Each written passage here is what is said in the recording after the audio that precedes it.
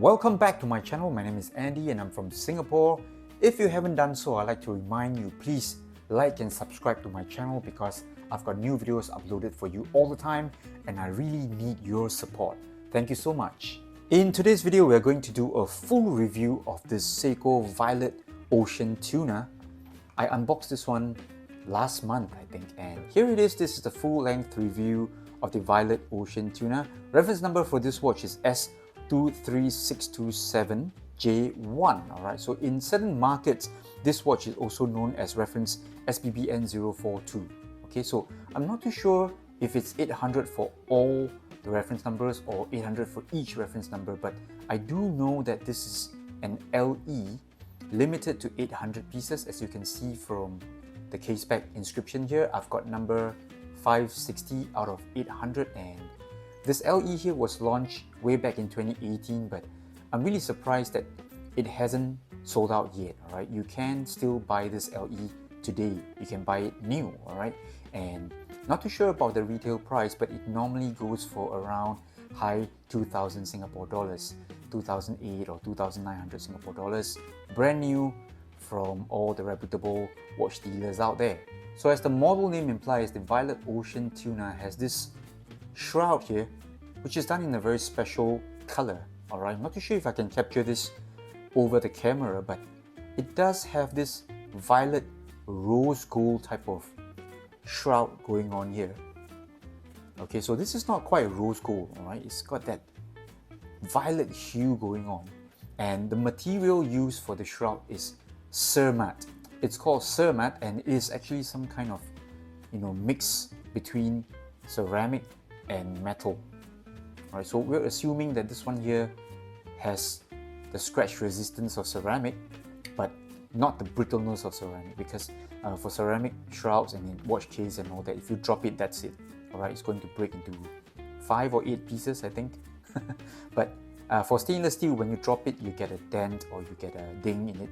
So this one here combines both ceramic as well as metal, and judging from this shroud here, it is really scratch free, right? Not even micro lines and all that. So I would think it really lives up to its name. And now with the lens zoom in just a little bit, I'm gonna run through with you some of the specs here found on this Violet Ocean Tuna.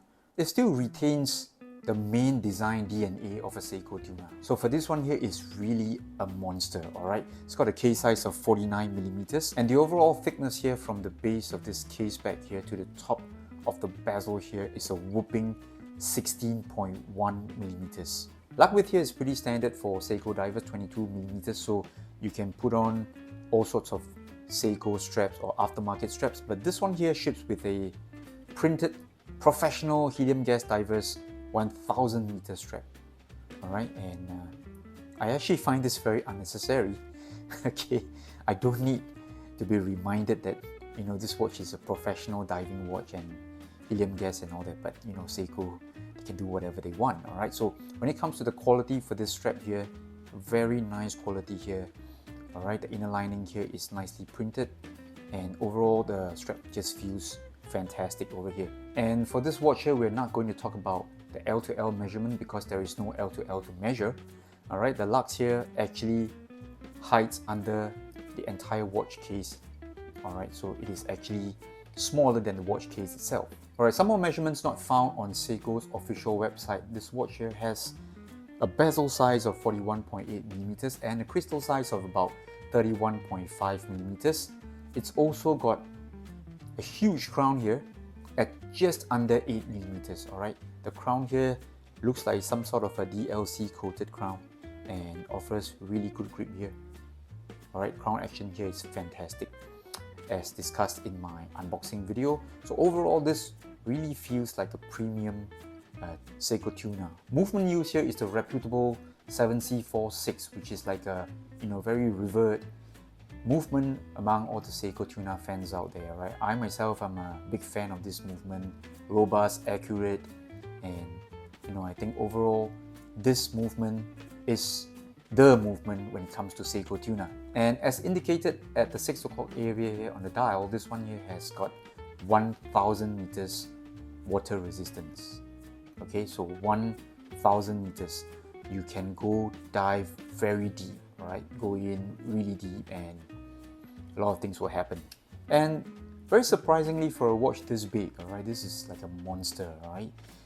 Coming close to 50 millimeters case size, 16.1 millimeters thickness, it is not very heavy, okay? And obviously this is helped by the materials used.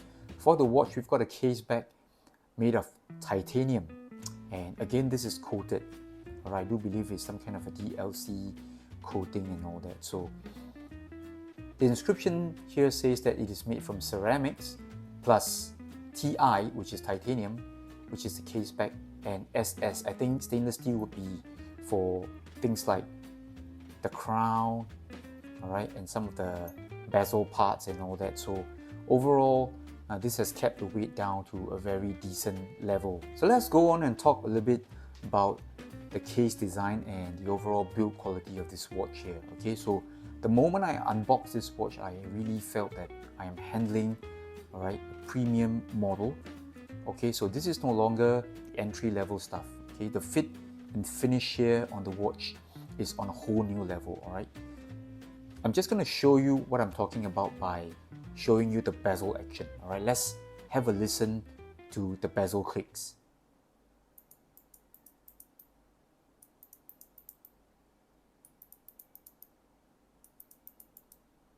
Alright, so just listen to how clear and crisp the clicks are. Alright, let me just bring the mic closer. Hopefully you can pick it up. Alright, so you know, the feel is very different. Alright, this feels like I'm operating an instrument. Right, very precise, scientific instrument. And overall, this CerMet material here is just very pleasing to look at. Okay, the shine here is just perfect. Okay, it doesn't come across as gaudy or in your face, and at the same time it's so well executed. All right, all edges here are rounded off. Really nice casework or craftsmanship on the case back as well as the shroud over here. It's a bit of a fingerprint magnet or smudge magnet, but it does not pick up any micro lines or micro scratches, not at all. Okay, the watch feels as though it's brand new. Alright, I'm not going to try how it's going to withstand scratches and all that, knocks against the doorway and all that. Okay, I'm not such a brave person.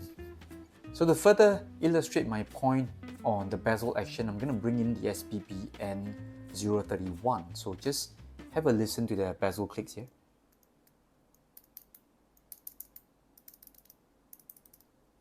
Alright, you know for sure, alright, the very moment you do the bezel click.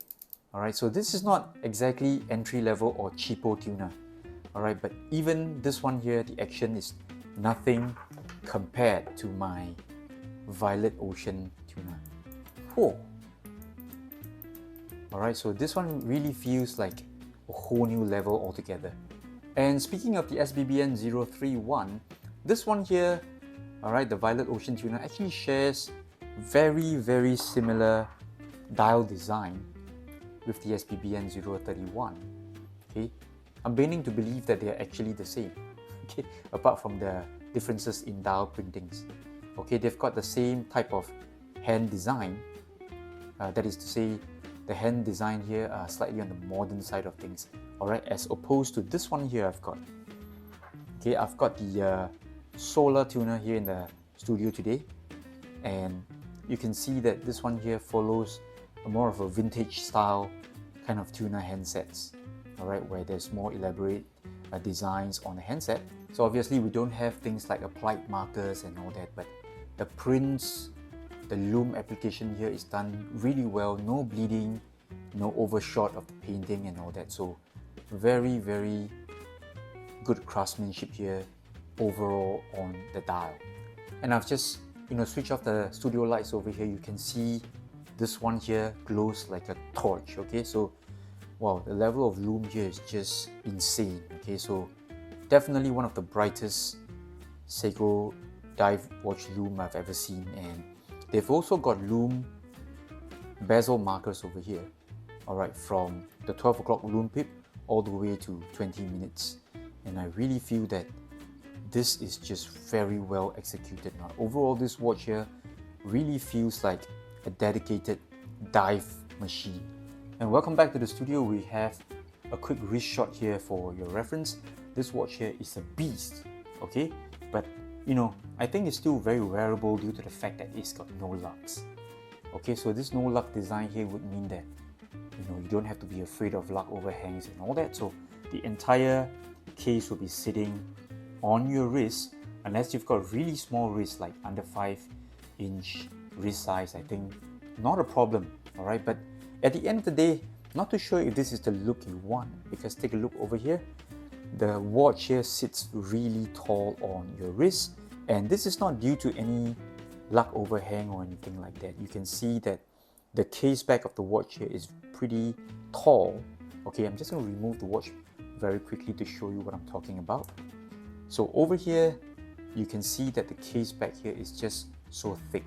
It protrudes out very much. And as a result, the entire 16.1 millimeters thickness can be seen outside on your wrist. Okay, so it really sits too tall, and I don't really think that this is a good daily wearer, because it is bound to knock onto the doorway, onto the cupboards, onto the shelves and all that.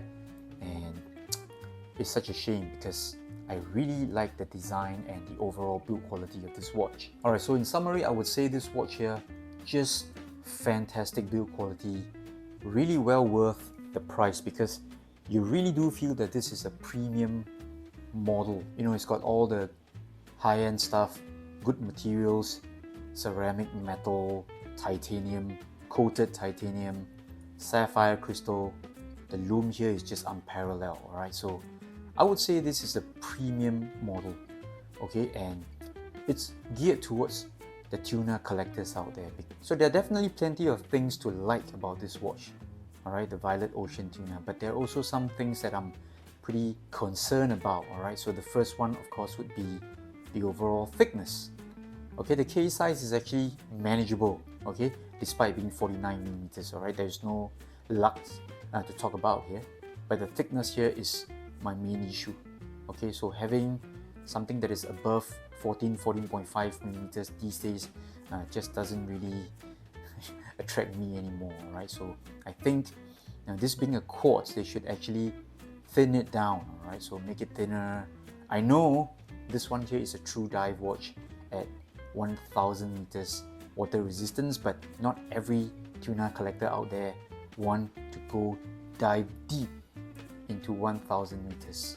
So there you have it. That was my review of the Seiko Violet Ocean Tuna. It is a really good looking watch here, all around premium construction, feels really good. You can really feel that this one here is a few levels above the entry level prospects divers, but it's a shame because this one here is definitely geared towards the die-hard Seiko Tuna collectors out there. I pictured this one to be sitting in a watch box of a certain hardcore Tuna collector out there, alright?